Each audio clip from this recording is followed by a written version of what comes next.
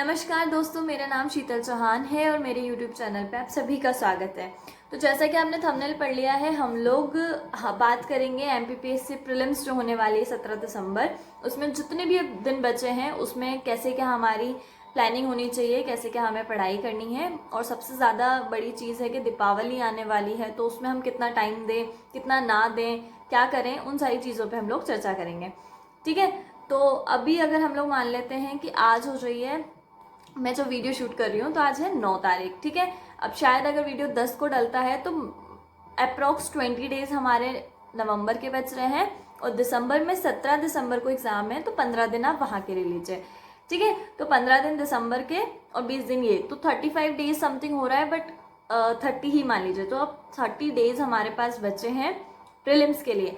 But उसमें एक चीज़ है कि दीपावली पे भी 4-5 दिन जा सकते हैं, तो वो जो मैंने 5 डेज वहाँ से हटाए हैं वो दोनों चीज़ों के हैं कि दीपावली भी और प्लस जो एक प्रेशर रहता है माइंड में, तो कभी कभी पढ़ाई नहीं होती है। ठीक है, तो 30 दिन मोटे मोटे लेके चलेंगे हम लोग कि हमारे पास 30 दिन है, इसको कैसे क्या प्लान करना है उस पर बात करेंगे। उससे पहले हम बात कर लेते हैं कि दीपावली पे क्या करें जिससे ज़्यादा टाइम वेस्ट ना हो। ठीक है, मेन चीज़ ये है कि अगर आप बाहर रह के पढ़ाई कर रहे हैं और फिर अगर आप दीपावली पे घर जाएंगे, जाना भी चाहिए क्योंकि साल भर का त्यौहार है तो साथ में परिवार के साथ बनाना चाहिए। पर अगर हम बाहर रह के पढ़ाई करते हैं ना, तो फिर एकदम से जब हम स्विच करते हैं कि घर पे चलो, घर पे जल्दी चले जाते हैं, वहाँ पे पढ़ाई हो जाएगी, तो ऐसा बिल्कुल नहीं है, वहाँ पे पढ़ाई नहीं होगी। ठीक है, बहुत सारे बच्चों का मैथ्स बंद हो जाता है, मैथ्स वाले भैया या कुछ जो भी टिफ़िन आता है वो बंद हो जाता है, तो बच्चे स्विच कर जाते हैं कि चलो घर पे चलते हैं, वहाँ पे खाना भी प्रॉपर हो जाएगा और वहाँ पे पढ़ाई भी हो जाएगी। पर ऐसा नहीं होता है। ठीक है, अगर आपके एग्जामिनेशन में बहुत ज़्यादा टाइम होता है ना, 4-5 महीने होते हैं या 2 महीने भी होते, तो मैं आपको बोलती कि बिल्कुल आप जाइए, 5-6 दिन आराम से घर पे रह के आइए, कोई लोड नहीं है।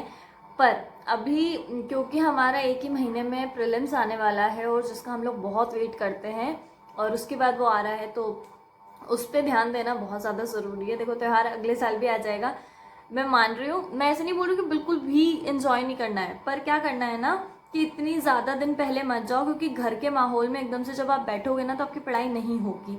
आप यहाँ पे पढ़ते थे, एकदम से स्विच करोगे, घर पे चले जाते हैं ना, तो हम लोग बहुत सारे दिनों से घर वालों से मिले नहीं होते उस तरह से, तो बैठ के बातें करना, और एक त्यौहार की वाइब्स ही अलग होती हैं कि यार घर अलग ही सजा हुआ होता है, लाइटिंग होती है, तो पढ़ने में नहीं आ पाता इतना। तो इसीलिए कोशिश करो कि जितना हो सके लेट घर जाओ।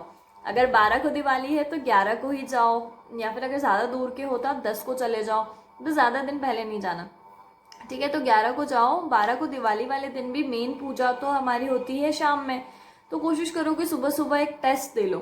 अगर पढ़ने बैठोगे ना कोई चीज़ें, तो याद करने में बहुत ज़्यादा वो होगा कि यार नहीं हो पा रही हैं चीज़ें याद, क्योंकि माइंड में चीज़ें जाएंगी, यार मम्मा क्या कर रहे होंगे, पापा क्या कर रहे होंगे, या बहन भाई कोई हैं तो यार वो लोग मस्ती कर रहे हैं नीचे, या जो भी है, तो चीज़ें वो चलती दिमाग में, तो आप पढ़ाई तो नहीं कर सकते। ठीक है, कोई चीज़ याद तो नहीं कर सकते, पर क्या कर सकते हो ना, अगर आपने ऑनलाइन किसी चैनल का सब्सक्रिप्शन ले रखा है, जैसे टेक्स्ट बुक का ले रखा है, या किसी का भी नहीं भी ले रखा है, तो बहुत सारे MCQs ऑनलाइन अवेलेबल होते हैं, आप वो लगा सकते हैं। तो MCQ लगाने में क्या है ना कि आपका रिविजन भी हो जाएगा, आपको पता भी चल जाएगा कि आप अभी कहाँ स्टैंड कर रहे हैं, और उस लेवल से आप पढ़ाई से भी जुड़े रह सकते हैं। ठीक है, तो कोशिश करो ज़्यादा से ज़्यादा MCQ लगाना जब आप घर पे हो, पढ़ाई नहीं होगी, ट्रस्ट में। ठीक है, आप सोचो कि मैं चलो MP की बुक ले जाता हूँ वहाँ पे, या ले जाती हूँ, या यूनिट 10 वहाँ पे पढ़ लूँगी, तो बिल्कुल नहीं हो पाएगा।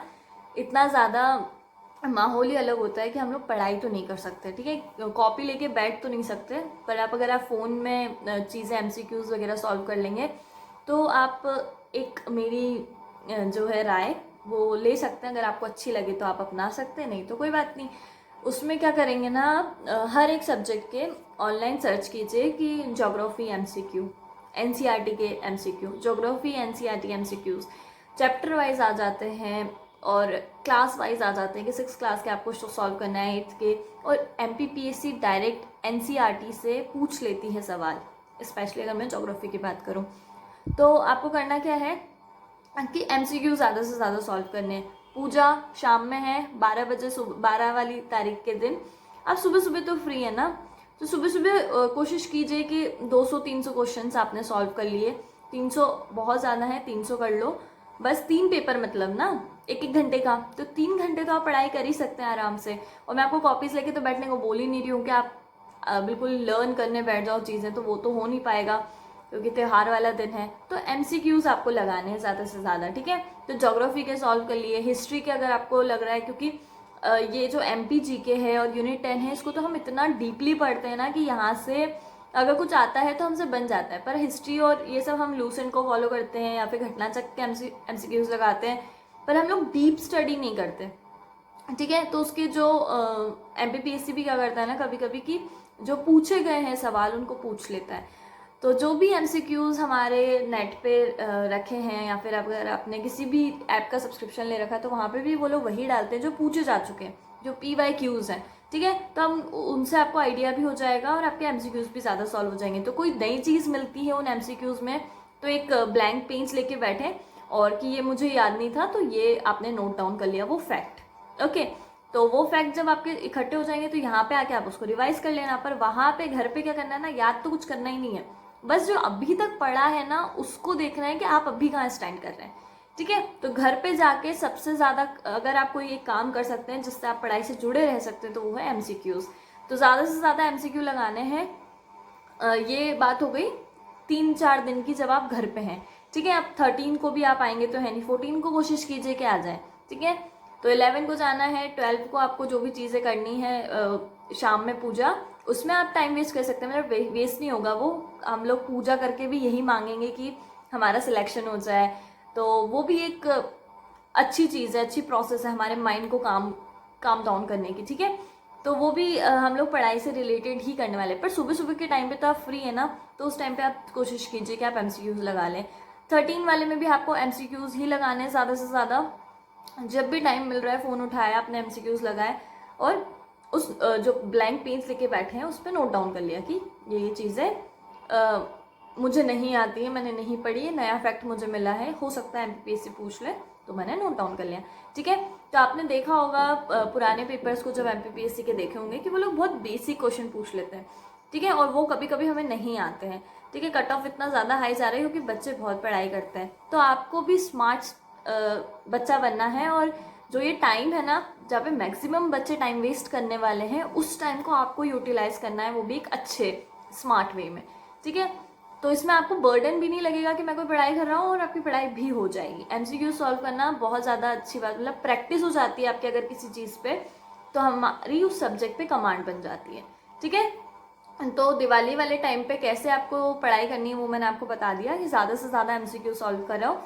ज्योग्राफी NCERT के कर सकते हैं, हिस्ट्री के कर सकते हो, और यूनिट 7, यूनिट 9 इन सारी चीज़ों के भी अगर MCQ टेलीग्राम चैनल पे हैं तो उनको भी ज़्यादा से ज़्यादा कोशिश करो लगाने की, ठीक है।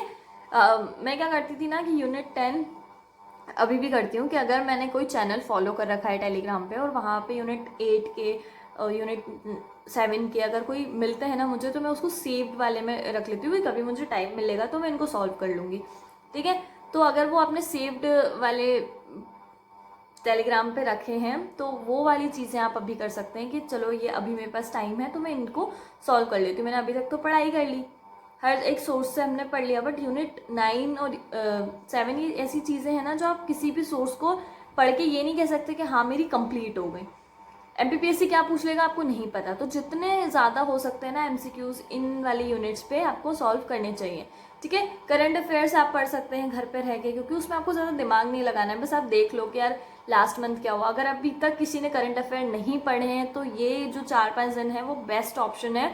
आप यूट्यूब चैनल पे जाके MP के करंट अफेयर्स पढ़ सकते हैं, किसी भी चैनल ने अगर पढ़ाया है तो वो वाला वीडियो देख लो, ठीक है। वीडियो देखने में तो ऐसा कुछ लोड भी नहीं आएगा कि हाँ यार बाहर क्या चल रहा है कुछ भी, और कुछ ना कुछ चीज़ें आपके दिमाग में रहेंगी, ठीक है। आप MP का इकोनॉमिक सर्वे पढ़ सकते हैं, ऑनलाइन बजट पढ़ सकते हैं MP का, क्योंकि कभी कभी वहाँ से भी अगर इकोनॉमी में कुछ पूछता है MPPSC तो या तो बजट से कुछ पूछ लेगा, इस योजना में कितने क्या पैसे मिल रहे हैं वो पूछ लेगा, या फिर क्या पूछेगा। अब जो 5 ईयर प्लान से वो सारी चीज़ें पुरानी हो गई तो वो नहीं पूछता है, तो वो स्कीम्स पूछ लेते हैं। तो ये सारी चीज़ें आप ऑनलाइन पढ़ सकते हैं ना, आप डाल दो कि इस साल कौन कौन सी स्कीम लॉन्च की है, MP गवर्नमेंट ने कौन सी की है या इंडिया ने कौन सी की है, और वो सारी चीज़ें पढ़ लो, तो ठीक है।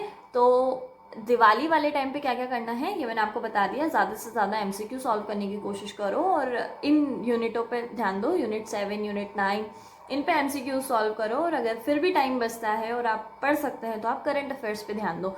करंट अफेयर अपना मजबूत करो।